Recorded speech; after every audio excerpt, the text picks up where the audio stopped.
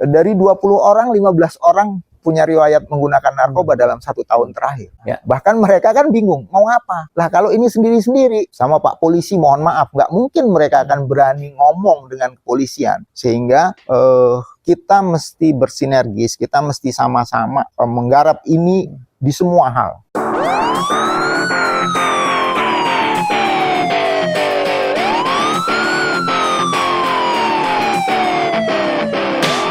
Bro Ajis, lalu sebetulnya seperti apa langkah-langkah nyata yang harus dilakukan oleh masyarakat pada umumnya dan tentunya pada khususnya lembaga-lembaga rehabilitasi untuk memerangi masalah narkoba, Bro Ajis? Ya, jadi sinergis. Kita mesti bersinergis antar departemen dan antar lembaga.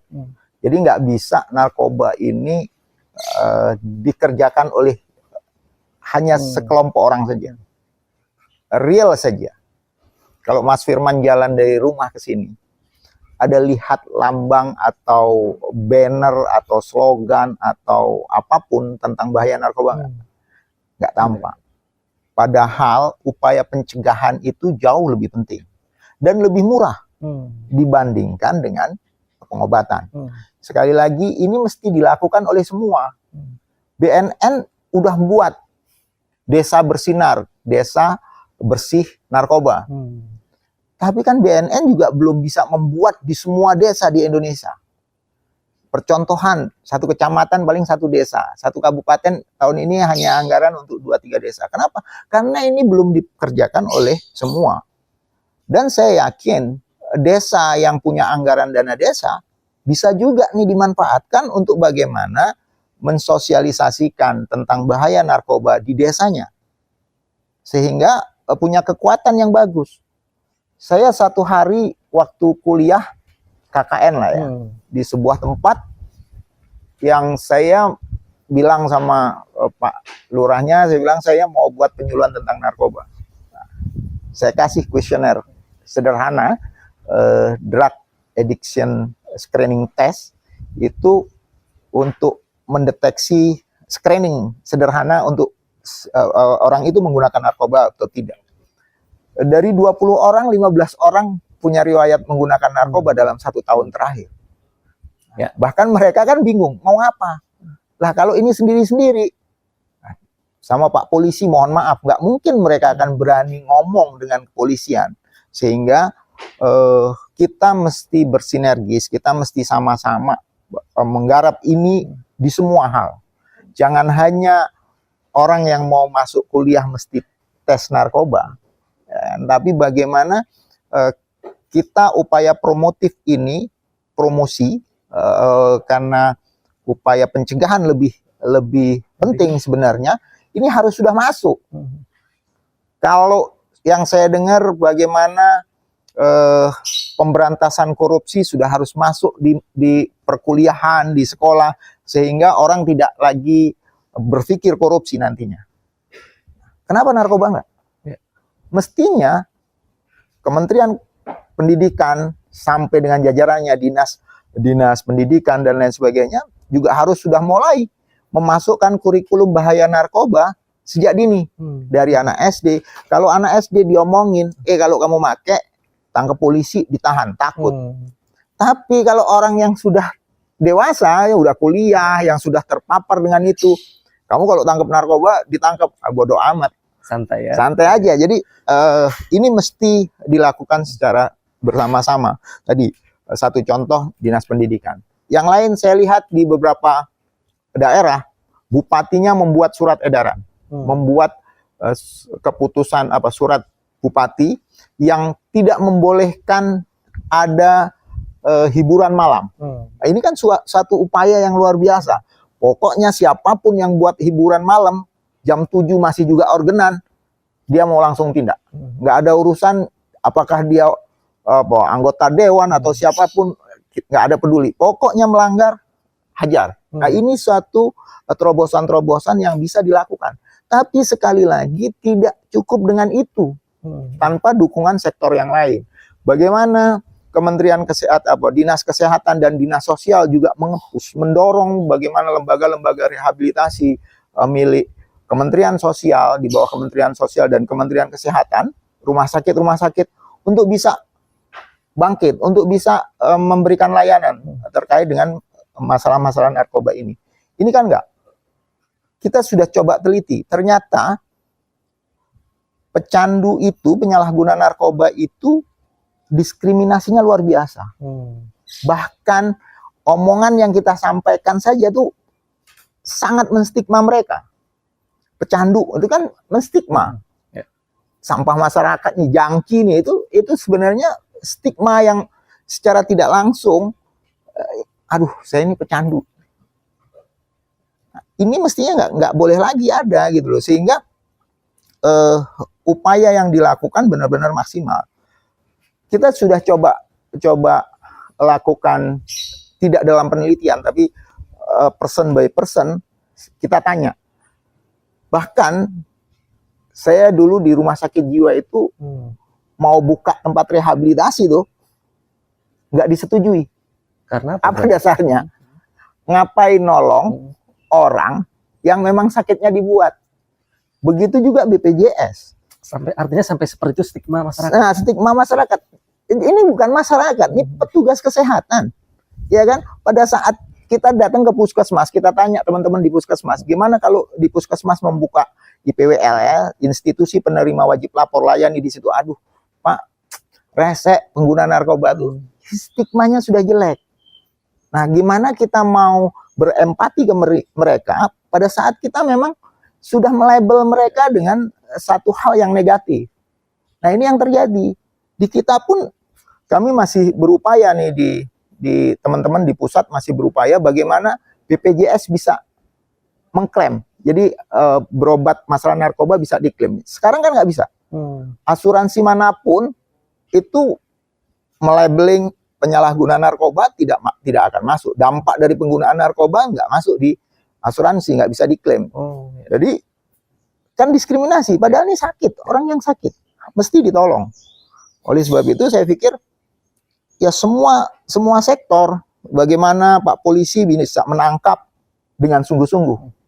Ya, nggak lagi tebang pilih pada saat dia memang menggunakan narkoba, tangkap. Oh, terbukti dia pengedar, terbukti dia kurir, terbukti dia bandar, silahkan proses hukum. Tapi apabila dia ketemu ternyata nih penyalahguna saja, hanya urin tes positif, kemudian dia memang tidak terlibat dalam peredaran, rehab.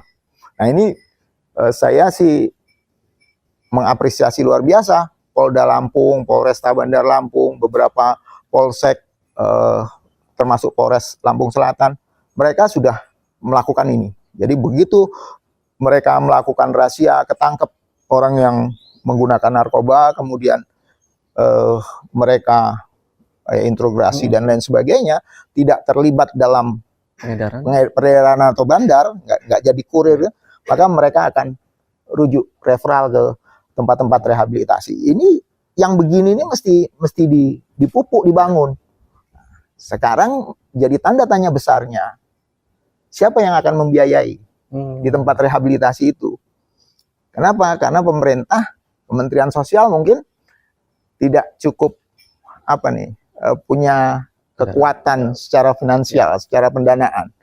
Dan di Provinsi Lampung aja nggak cukup banyak kan? Lembaga rehabilitasi narkoba ini milik swasta, nggak cukup banyak. Dan kita juga kolaps sebenarnya. Kita tidak punya kekuatan finansial yang bagus karena memang fundingnya tidak cukup bagus. Nah, bagaimana nanti pemerintah daerah juga bisa menggalang CSR untuk juga CSR ini sebagian lah disalurkan ke lembaga-lembaga rehabilitasi, atau tadi kalau saya bilang rehabilitasi ini kan satu bagian treatment, tapi upaya pencegahannya yang juga luar biasa besar. Nah, ini juga butuh dana besar. Jadi kalau misalnya mohon maaf satu perusahaan A punya dana CSR bisa menggarap satu sekolahan, kan sudah cukup luar biasa nih. Satu perusahaan pegang sekolahan A, satu perusahaan pegang sekolahan B, untuk bagaimana kita bisa melakukan upaya pencegahan di sekolahan itu. Dan saya pikir banyak sekali hal-hal yang bisa kita lakukan dalam rangka kita bareng-bareng bersama-sama duduk. Nah, yang agak memprihatinkan, Mas Firman, di kita biasanya forum group discussion itu sosialisasi bunyinya. Ya kan? Padahal nih mestinya kumpul, kita diskusi, kita ada problem, yuk kita selesaikan bersama. Anda bisa lakukan apa, Anda bisa lakukan apa, saya punya ini. Nah, ini biasanya enggak. Ya kan? Biasanya kita presentasi kebijakan, kemudian langkah-langkah ini tanpa kita ditawarkan apa yang bisa Anda perbuat untuk menyelesaikan satu problem ini. Nah, sehingga saya pikir pada saat kita ditanya dari hal yang paling kecil saja, misalnya saya tanya, Mas Firman, apa yang bisa dilakukan untuk kita menolong masyarakat kita nggak pakai narkoba? Paling tidak saya jagalah keluarga saya dulu. Kemampuan saya hanya sebatas keluarga. Bagaimana anak-anak saya, keluarga saya nggak menggunakan narkoba. Oh, Mas Firman punya kemampuan yang lebih, bisa dongeng segala macam. Saya pikir Mas Firman bisa tuh mulai edukasi ke anak-anak terkait dongeng, bahaya narkoba itu seperti apa. Itu hal-hal yang bisa kita lakukan bersama dan mesti kita awali. Nah, kita udah kadang-kadang kita kan, saya nggak punya dana, nggak punya uang. Kita mulai dulu, baru kita mungkin mestinya pemerintah terus melihat, oh ini ternyata peluangnya luar biasa bagus, ya mesti disupport oleh pemerintah karena kita tidak punya kemampuan yang banyak. Ya, baik Bro Ajis. Saya tertarik masalah stigmatisasi. Artinya para penyalahguna, pecandu narkoba sangat terbebani dengan labelan tersebut, Bro Ajis. Ketika mereka ingin kembali ke masyarakat, ada label-label yang kurang menyenangkan. Lalu bagaimana sebetulnya cara menghilangkan stigma tersebut kepada mantan para penyalahguna narkoba? Yang pertama sebenarnya sosialisasi. Kita mesti sosialisasi, kita mesti turun ke masyarakat dan mulai dari keluarga. Selalu mulai dari keluarga. Karena yang menstigma juga kadang-kadang keluarga. Ya kan? Oleh sebab itu, program rehabilitasi seperti di Ataraksis ini, program rehabilitasi itu kalau mau berobat di Ataraksis bukan anaknya saja yang berobat, tapi keluarganya harus berobat. Walaupun mereka tidak menggunakan narkoba. Walaupun mereka tidak menggunakan narkoba, karena ada di keluarga itu ada namanya codependency. Jadi codependency itu apa? Biasanya perempuan tuh. Dia kalah dengan anaknya gitu kan. Jadi begitu dia ngerengek sama anak, ibu saya udah bagus, saya udah ibunya luluh, saya minta duit 200.000 aja. Udah baik-baik, dia pagi-pagi udah nyuci mobil, nyapu, minta, padahal dia gunakan duitnya, uangnya untuk menggunakan itu codependency. Oleh sebab itu keluarga juga mesti paham bagaimana nanti merawat anaknya. Jadi mulai dari tahu masalahnya sampai dia punya kemampuan untuk merawat keluarganya di rumah. Sehingga stigma itu tidak terjadi. Satu. Yang kedua, kita juga selalu menguatkan klien kita, menguatkan teman-teman yang sudah pernah menggunakan untuk mereka tidak melabel dirinya sendiri. Dan yang ada kan mereka seperti itu, mereka melabel dirinya sendiri. Misalnya perilakunya. Di rumah masih dia suka diam-diam ngambil barang orang. Itu kan ya kan? Kebiasaan-kebiasaan lama yang mereka lakukan waktu dia make, sekarang Anda udah nggak make, ya sudah dong berhenti gitu kan. Ya itu yang mesti mereka tunjukkan, dan itu tidak mudah. Jadi ada beberapa klien kita yang dia begitu pulang sholat berjamaah di masjid, lingkungannya pada bingung, wah kesambet malaikat mana ini gitu kan.